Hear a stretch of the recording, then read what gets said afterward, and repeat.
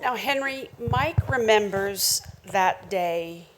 And do you want to tell the story about how you remember how he arrived and the travel and everything? Well, Henry, as I remember it, we sent for you, and you didn't live very close to the airport, and so you had to get up very, very early in the morning, and travel. I guess it was to Dallas. That's right. Yeah, borrow one of these. Oh, excuse me. Thanks. Uh, yeah, I had to do some crazy. You know, there was no direct flight from where I lived, so I had to drive very far to an airport that would bring me there on time. And of course, I didn't have an agent or anything at this point. I had just done a couple of projects, and I was going out to LA for the first time in my life. And Universal was also piggybacking the ADR, the looping that I had to do for the first film, Raggedy Man, that I had done for Jack Fisk. They were putting it all together. And I knew that I had an audition with Steven Spielberg. Did you know who Steven was? I knew Raiders of the Lost Ark. Right. Because I had seen that. And Because he had done Jaws, Raiders, Raiders, Close Encounters. Close Encounters. It was actually, he was on the set, he was filming Poltergeist at the time that I read for him. I had met with Steven the day before on the set of Poltergeist. And he said, tomorrow we're going to do a reading.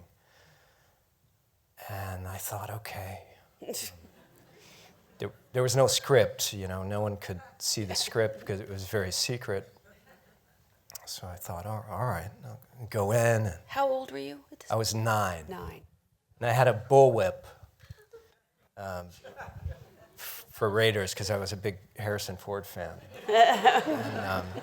And I thought, well, I probably won't get the part, but I'll get to talk to Steven Spielberg about Raiders of the Lost Ark.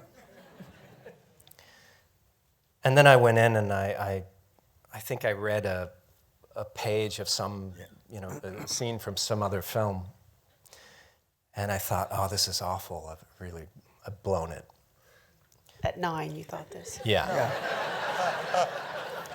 Well, because you don't really know, I didn't really understand the whole process. I just knew that this was expected of me. I was supposed to deliver, and I remember reading this scene and thinking, oh, I'm really bad at reading this off a page.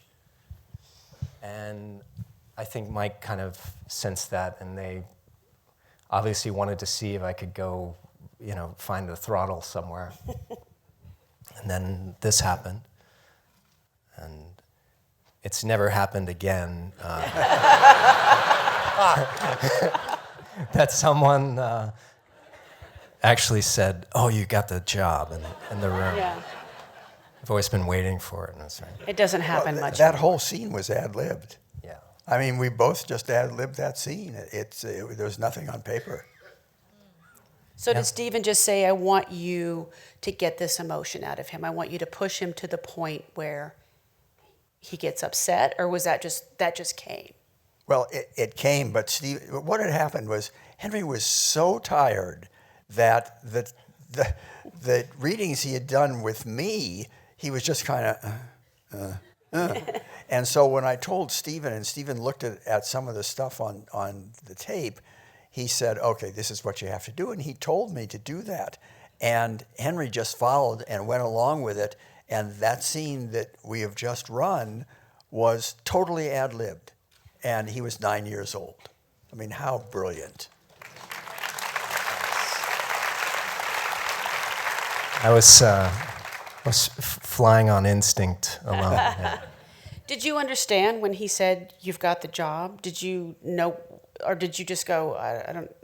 I mean, I did. You see, I smile. Yeah. But I was kind of smiling like, are they joking with me? Or is this...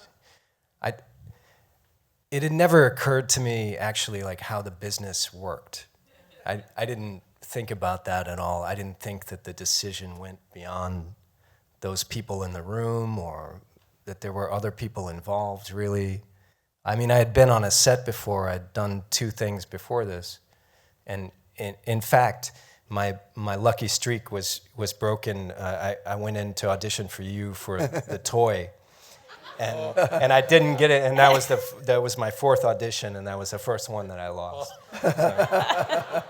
So you set my mind straight for the rest of my career. So.